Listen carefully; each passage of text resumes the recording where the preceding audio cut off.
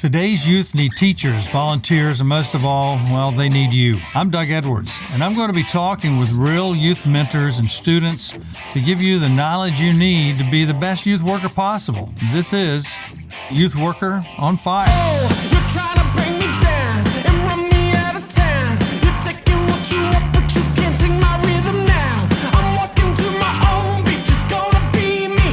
I'm not replicating nobody. This is Youth Worker on Fire. Hi, I'm Doug Edwards, and reaching out to you guys again today. And my point up front for you to learn and to know today is this. Before we even get started, this is just going to give you kind of an overview.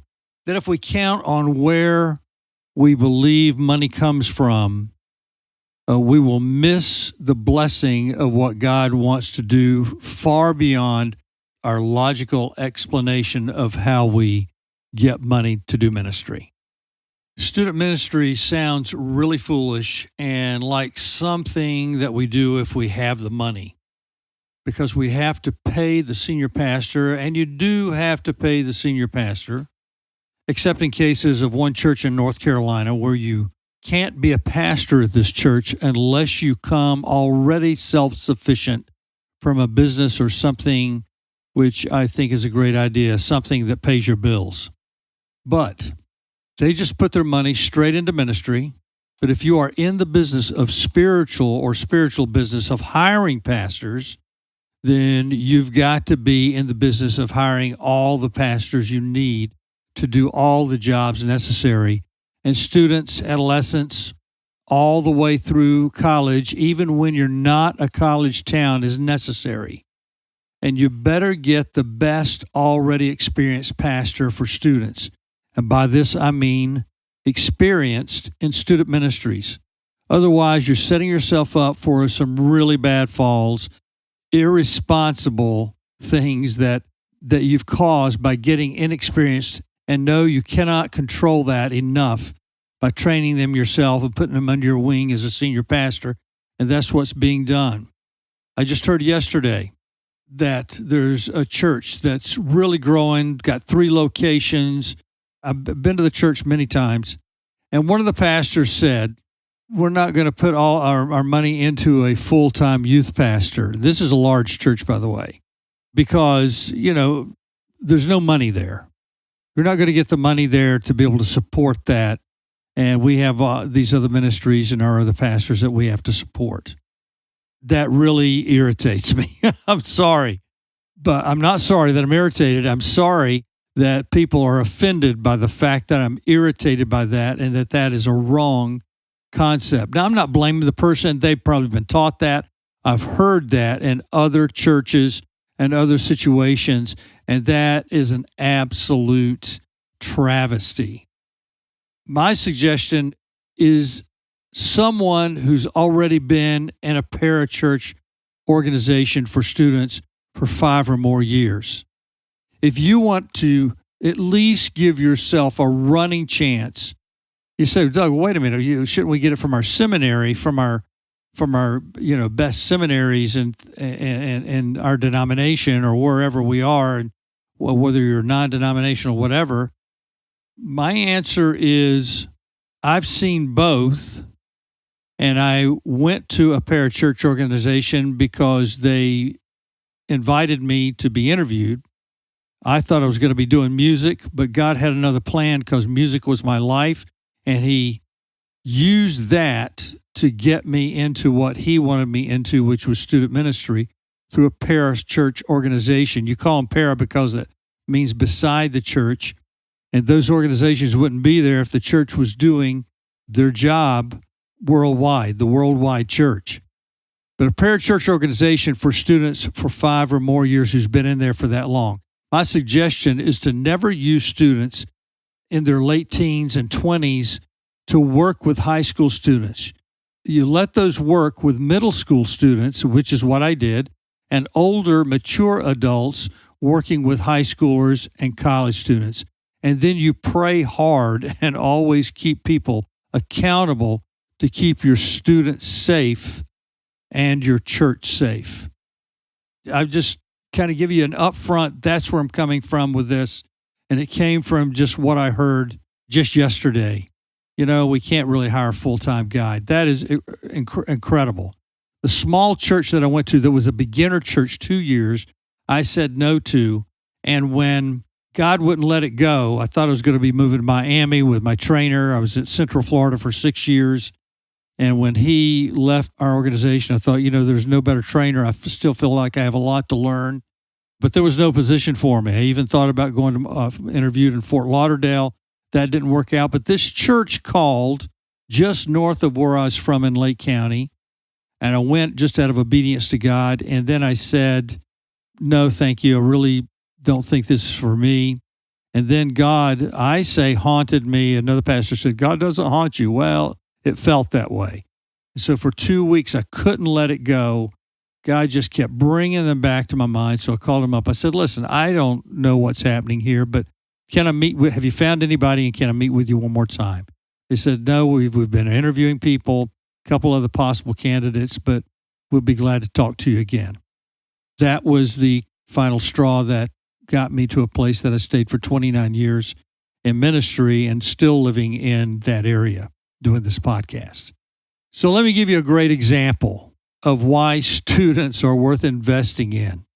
And I'll close this first by saying this.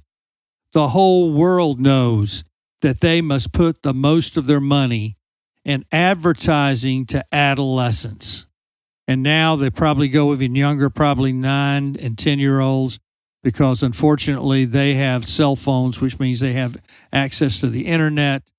So adolescents have been the target, middle school, high school, college students, which are also adolescent, and also before pre-adolescent, 9, 10, 11-year-olds now. So passion counts. Church boards and pastors that say they can't afford a great youth pastor are not aware of the power and passion of students and students' families. I was at a pastor's conference at Andy Stanley's church. His dad, Charles, was supposed to speak there, but was sick. And so instead, Andy's best friend, Louie Giglio, was in town and spoke instead. It was a God event, I'm telling you.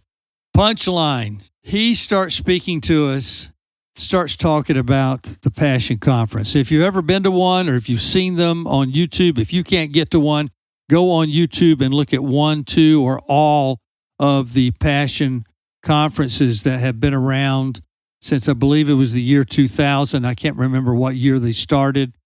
I remember one of my college students came to me and said, hey, are you thinking about going to the Passion Conference? I said, no, what is it? Now, I knew about Louie Giglio, knew about Andy Stanley and all that, and Louie's the one who does the Passion Conference, and I'd had other college students at Florida State tell me, oh, man, it's amazing. When Louie comes, we were just all excited, and we packed the place out just to hear Louie. And Louie was all over the country, but here we are in Atlanta, and actually north suburb of Atlanta, at Andy's church called North Point. And so he starts talking to us, and he talks to us about, I think it was around 75,000 students that showed up, and large numbers like that show up once a year at this conference. Now, who else is doing a conference for just college students and getting any kind of results like that? We usually put them all together with high school or middle school. Number one, it's not healthy. It's not healthy. There's sexual tensions there that should not be there.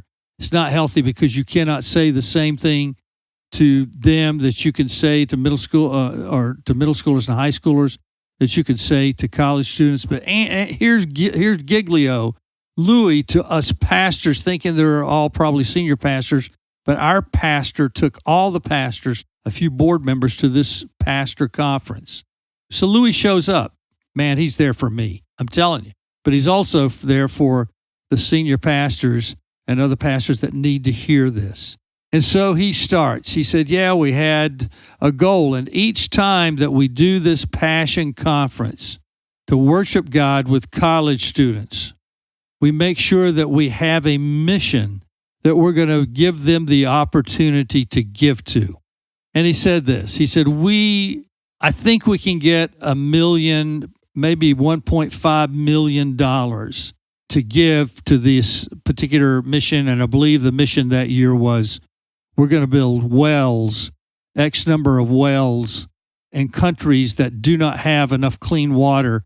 And if you look at the stats, tens of thousands, hundreds of thousands of people die in our world due to unclean water. 50% of babies in third world nations used to die within the first year from dysentery and all these things, and a lot of that came from unclean water, unhealthy conditions. So they're going to build wells. Not an unusual ministry, an unusual amount of money that they're expecting to come out of college students. So he talks to us and he says, you know what, we didn't meet our goal. We passed around the hat. We told them about it, the mission. We showed them videos and all that, and then we took up an offering. We weren't even sure we'd meet that goal, and we did not meet that goal.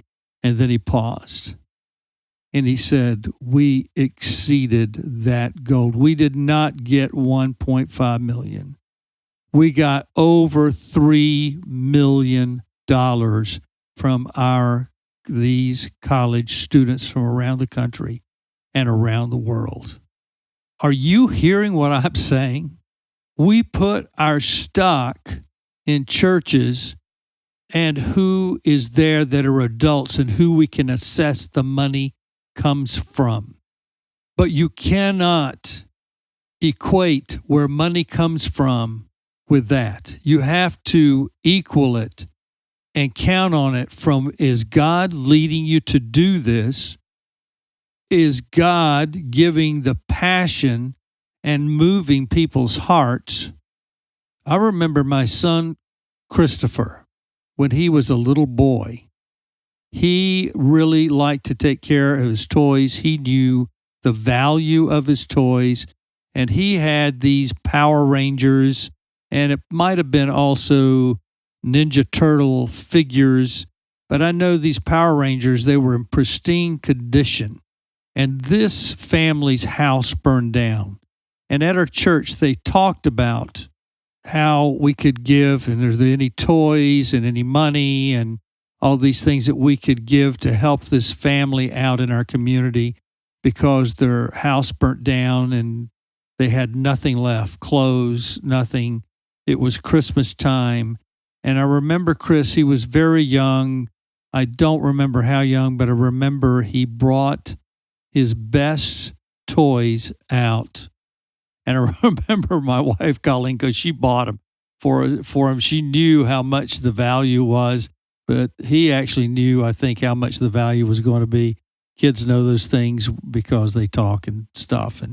But she said, are you sure you want to give that away, those things away? And his answer was, absolutely. Mom, I have more things, but these kids have nothing. Now, let me tell you, that's the heart of children, and that's the heart of teenagers, and that's the heart of college students. Never forget the power of God and the passion of hearts. And we have to be careful about their passionate hearts and what we ask them for, because they will give. It's not a matter of is the cause worth living for, but is the cause worth dying for? Is it worth giving up your best for?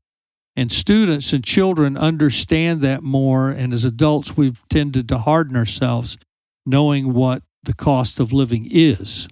And they did not receive 1.5. And I'll tell you what, the place, I don't remember if it was, I think it was totally silent for a few seconds, which felt like a few minutes, and then it erupted in applause. All I know was that even I, doing student ministry for decades already, was blown away at what happened. But I knew the possibilities of those things happening. And when I hear pastors and board members say, we can't put the money there. We can't afford to get a youth pastor. We can't afford, in fact, we're going to get a cheap one. We're going to get one out of seminaries freshly out, or freshly out of Bible school, or freshly out of high school. And some people are doing that. Are you kidding me? Listen to the passion of my voice. You're setting yourself up for real danger, because they are the same emotional adolescent mentality if they're right out of high school if they're still in college, if they're in their young teens, as a high school student's adolescent feelings and emotions and drawing are. And you're putting them in a very bad position. Listen, I had to release a couple of volunteers. I made clear that when they came in, you cannot date. No matter what your age, you cannot date the students that you're working with. If you are out of this ministry. They knew that up front, and two of my guys could not help it. One kept begging me to go from middle school ministry to college to high school ministry, and after a couple of years, I let him do it, and it was a devastating outcome, and I had to let him go. It was one of the most painful things I had to do, and I told them what the price was when they came in and tried to keep up with them. So what in the world are you churches thinking when you're hiring these people this young? Even people later can fall into sexual traps and other problems. But make sure that you do not equate the value of what you can assess that money is coming from with what God is doing and the value that the world puts on millions and billions of dollars to attract students to their products, and the parents who pay for those products and give them the money, no matter what part of the world you're in, to what God can do. I'll give you one more example, and that comes from Mark Batterson. You'll find it in his book, 40-Day Prayer Challenge. You'll find it in other books that he's written too. He's a pastor of a church up in Washington, D.C., and he started from nothing. He had a failed church in Chicago when he tried to start a church there while he was in seminary. Some people called him to come to Washington, D.C. He didn't want to do it because he had failed in Chicago. But he said, I'll never forget the first phone call I had. We'd been together for several years. We started with just a few people.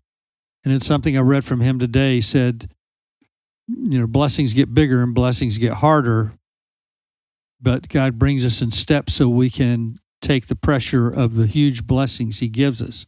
He said it was much easier than we had when we had 19 people than when we had thousands of people in our congregation.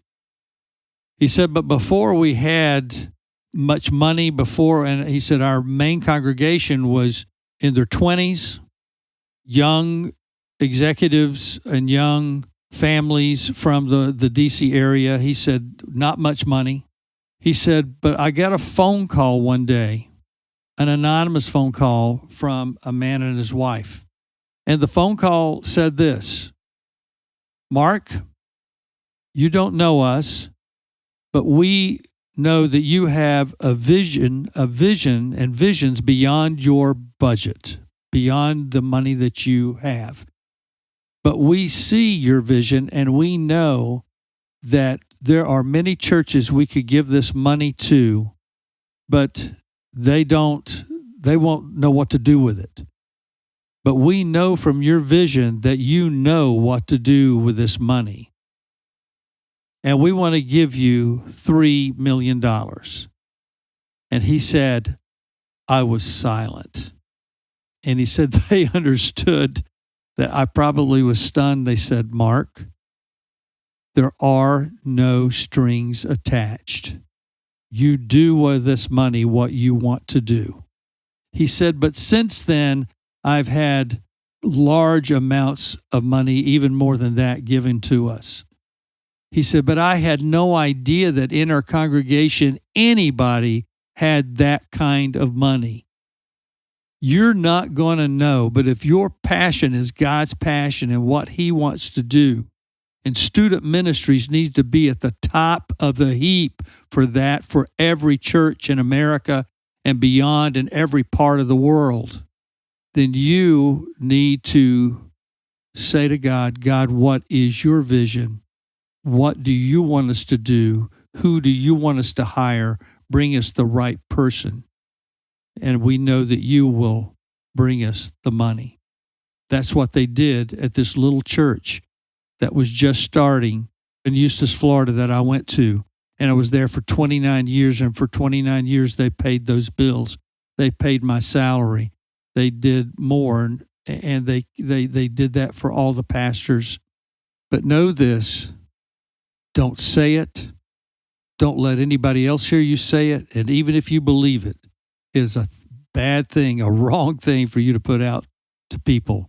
And that is that students don't pay the bills. That we can't put all our money there because that's not where the money is. I will tell you this, even if they don't come up with the money, they have parents that they're connected to that are scared for them and worried for them during their adolescent years, and will do almost whatever they can to pay for sports, to pay for the things that their students want, the things that their students need. And let me tell you, if they see the vision of what a church wants to do for students, they're going to put their money where their heart is. So don't sell God short on the very thing, the very people in your congregation that need this the most. They're also connected to grandparents. You want the money from their grandparents? You wait till you start doing good things and great things for their grandkids, and they start saying good things about you and start putting their money where their heart is. The concept is wrong. Get the concept right. I'll tell you this, I starved my first 3 years in student ministries.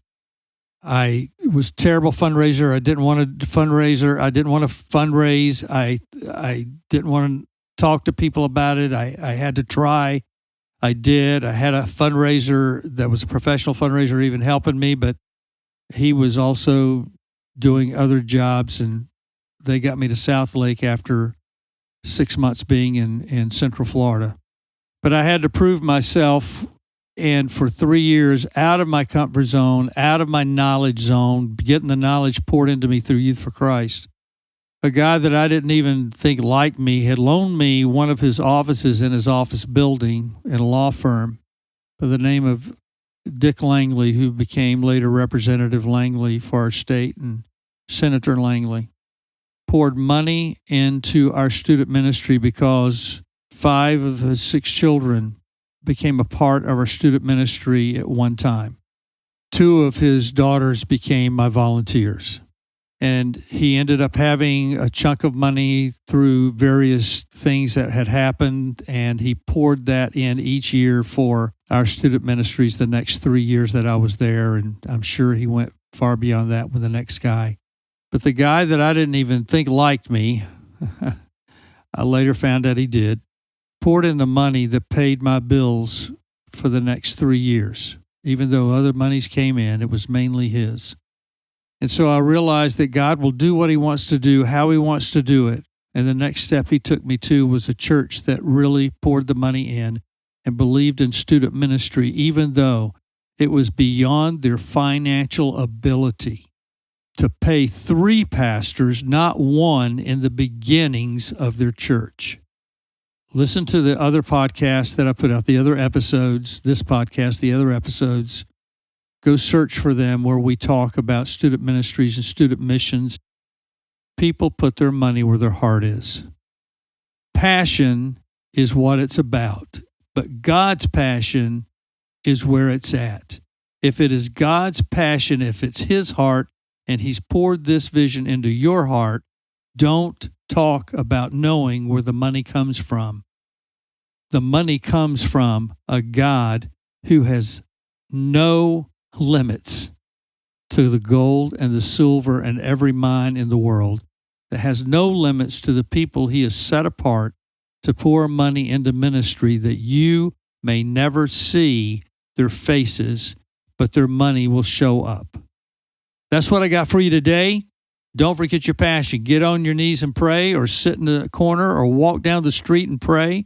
Walk around the schools and the church that you're at and pray for God to bless and to give you vision and understanding of the passion that you need, and the passion you need to give away to the students and their parents and grandparents in your congregation and other pastors. You, as youth workers, may be the passion that needs to be poured into your senior pastor and your board members.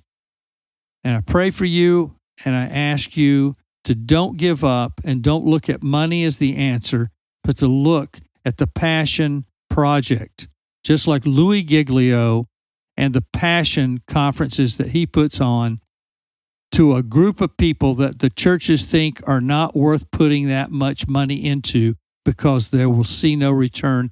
And the answer is that is ridiculous.